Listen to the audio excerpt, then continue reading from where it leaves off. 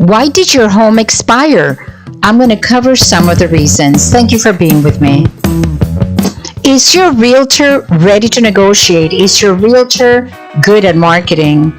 Is your realtor a good speaker, a good communicator? There's so many reasons why your property expired, but I'm going to cover some of the reasons.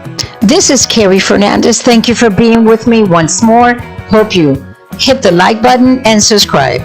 So you signed a listing agreement with your realtor. Okay, so every realtor wants a listing. That's only obvious. But is your listing agent going to do the job? Meaning, are you walking to the closing table?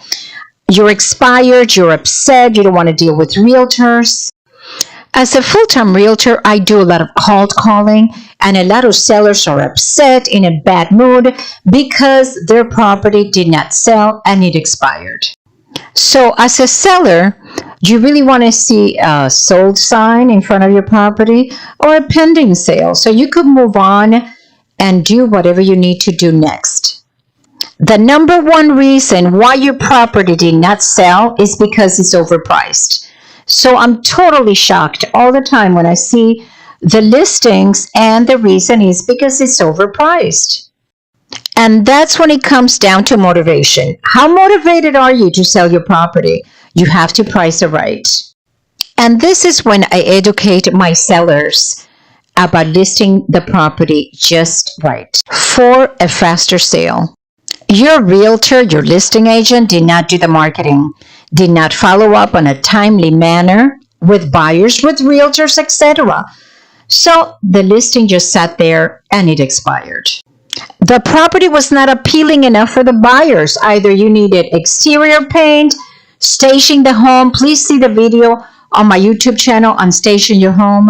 Or it needed work of some kind and the buyers got turned off. Not enough buyers interested in the property. And again, it comes down to marketing, the pricing, and every property is a different animal. So a lot of ingredients, I repeat myself, on selling a property. You have to get the right listing agent. Okay, this is a good one. Miscommunication between listing agent and seller. How could you miscommunicate? You have to have a good communication with the seller and your listing agent. Show your property, show your property, show your property. Always be available to show that property. Either you put a lockbox on the door, your realtor could show it, or whichever agreement you have, but show the property as much as possible. I'm surprised how many sellers want to sell the property and they go on vacation or they're not available to show, and that's what sets everything behind.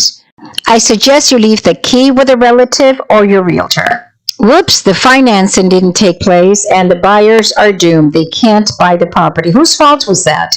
The listing agent's fault. Every time I get a buyer or the buyer's agent brings me a buyer, I make sure I follow up with the mortgage company, making sure everything is done on a timely manner and everything is going okay. Is your listing agent taking selfies instead of following up and doing her job or his job? You need somebody that's professional. You need somebody that's dedicated. You need someone that could close the deal. Your goal and my goal as your listing agent is to take you to the closing table. Meaning, I have to negotiate. I have to do the marketing. I have to list the price. I have to follow up. I mean, there's so much. You have to get a listing agent that's multitask and could get you to the closing table. You pack, you move on, a new life, and that's what you want to do. So remember, pricing it right, getting the right listing agent, and let's talk. I could sell your property. Thank you for following me. This is Carrie Fernandez, 22 years in the business, and I do speak Spanish, and believe me, that helps in every transaction. Thank you, and hit like and subscribe. Let's close your home and move on.